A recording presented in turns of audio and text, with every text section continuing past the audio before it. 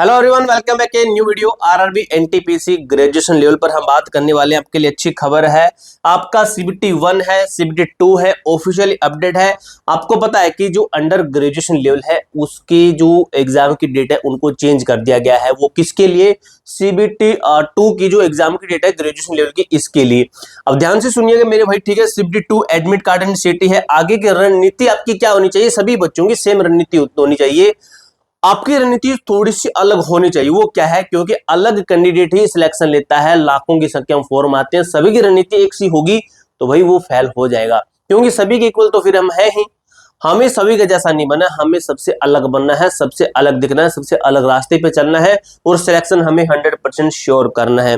आपके कितने नंबर बन रहे हैं आप हमें कमेंट बॉक्स में जरूर बताना, ताकि हमें पता चले हमारे कितने ऐसे स्टूडेंट हैं जिनके अच्छे नंबर बन रहे हैं और उनके सिलेक्शन के चांस। आपके अच्छे नंबर है तो आपका रिप्लाई 101% मिलेगा।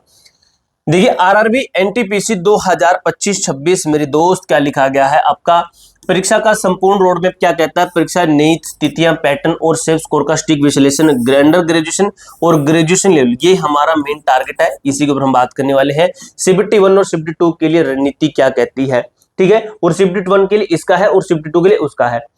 तो चलिए भाई शुरू करते हैं हम अच्छे तरीके से। सबसे पहले अंडर ग्रेजुएट वाले जितने कैंडिडेट, आपने फोन तो इनका भी डाला होगा।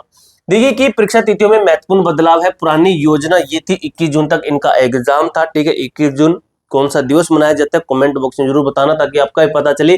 एकदम से आपसे कोई क्वेश्चन पूछे तो क्या होता है, आप जवाब दे पाते नहीं दे पाते। 21 जून का जरूर बताना भाई। देखूंगा मैं कौन से बच्चे ऐसे हैं जो कमेंट का रिप्लाई दे पाते, जो रिप्लाई दे पाते 21 जून को कौन सा दिवस मनाया जाता है। रेलवे ने परीक्षा के दिनों की संख्या कम कर दी है। नई तिथियां 13, 14, 15 और 16 जून इनकी नई तारीख बनाई गई है। आवश्यकता अनुसार उम्मीदवारों और केंद्रों की संख्या के आधार पर परीक्षा 17 से 20 जून तक भी शिफ्ट हो सकती है, ठीक है। हाँ, ये भी हो सकता है इनका। तो ये इनकी डेट इन्होंने चेंज कर दी है, आगे डेट की गई है। इसका मतलब है कि हमारा सीबीटी 2 बहुत जल्द होने वाला है। एडमिट कार्ड डाउनलोड करने का मानक नियम क्या कहता है? परीक्षा स्तर की जानकारी ये सभी के लिए है।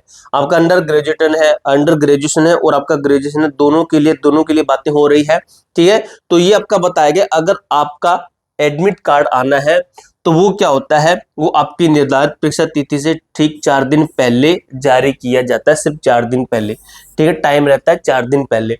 अगर एडमिट की बात करें, ये आपका 4 दिन पहले है तो 9 जून को ये ठीक है। ये एडमिट कार्ड 4 दिन पहले है और आपका परीक्षा का शहर है, ठीक है।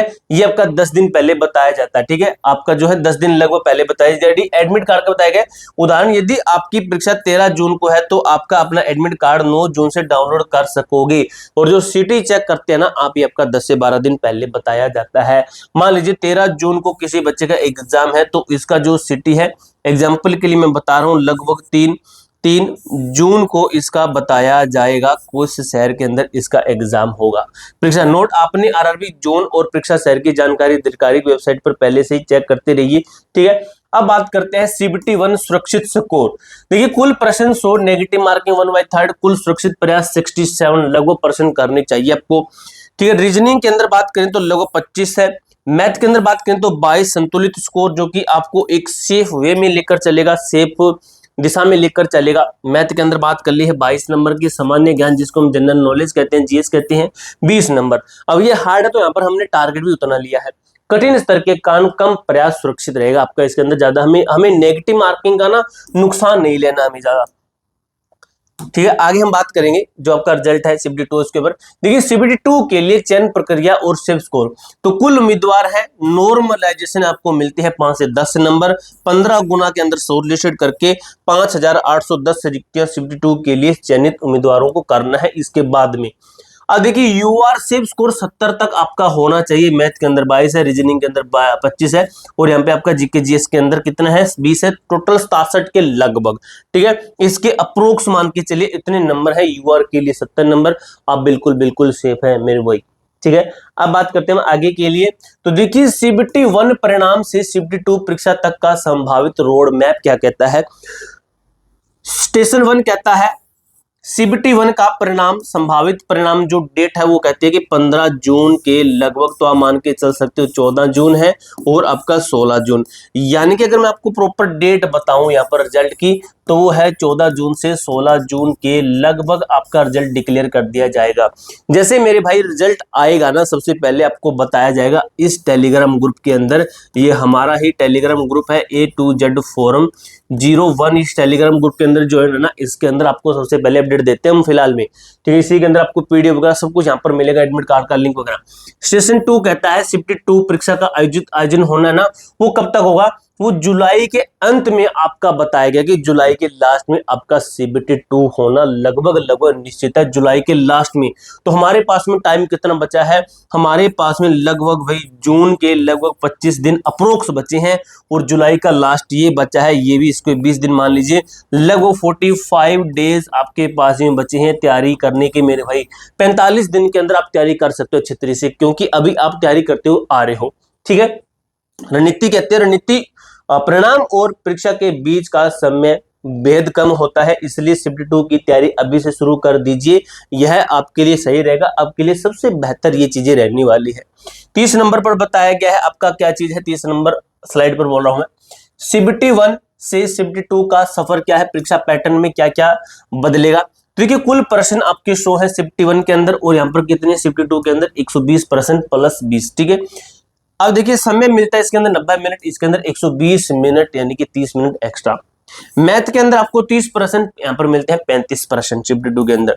रीजनिंग के अंदर आपको मिलते हैं 30%, यहाँ पर मिलते हैं आपको 35%।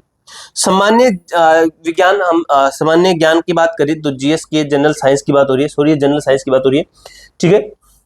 तो ये 40% आते हैं आपके, यहाँ पर 50% आते हैं, यानी कि चेंज है इसके अंदर।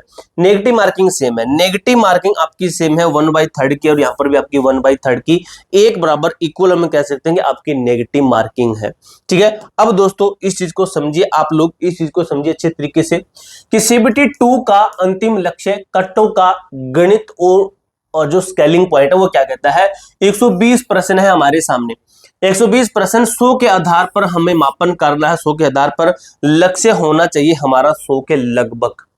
120 ऊपर वाले अब ये मान लीजिए हार्ड आएंगे, 10-15 तो मुश्किल आएंगे, तो हमारा ये सेफ स्कोर होना चाहिए 100 के लगभग।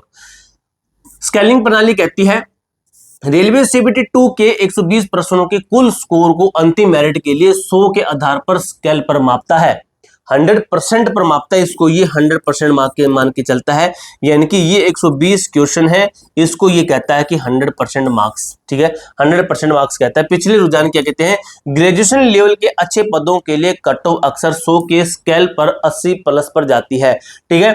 तो ये आपका मैंने यहाँ पे बताया ना, ये वाला मैंने बाय मिस्टेक गलत बता दिया, लक्ष्य हमारा ये होना चाहिए, और लेकिन इतनी कट्टो जाती है आपकी, ठीक है, इतनी की लगभग आपकी कट्टो रहती है। आपका लक्ष्य अंतिम चयन सुनिश्चित करने के लिए 120 में से कम 100% सही करने का लक्ष्य रखें। मैथ और रीजनिंग में 100% सटीकता बनाए रखें, क्योंकि ये दोनों चीजें आपकी है, ये आपका स्कोर बहुत बूस्ट करती है। कौन सी बात कर रहे हैं, मैथ की बात कर रहे हैं, और आपकी रीजनिंग की 70% मेरे भाई यहाँ पर क्लियर हो जाते हैं। बाकी के अंदर भाई 10-15 ही सही नहीं होगी क्या, उसके अंदर 15 भी सही कर दोगे ना मेरे भाई, लिख के सिलेक्शन आपका, ठीक है। ये मैंने आपको बता दिया अच्छी तरीके से। कोई डाउट कोई क्वेरी हो तो कमेंट बॉक्स में पूछ सकते हो। मिलते हैं दोस्तों नेक्स्ट वीडियो के अंदर, तब तक के लिए जय हिंद जय भारत।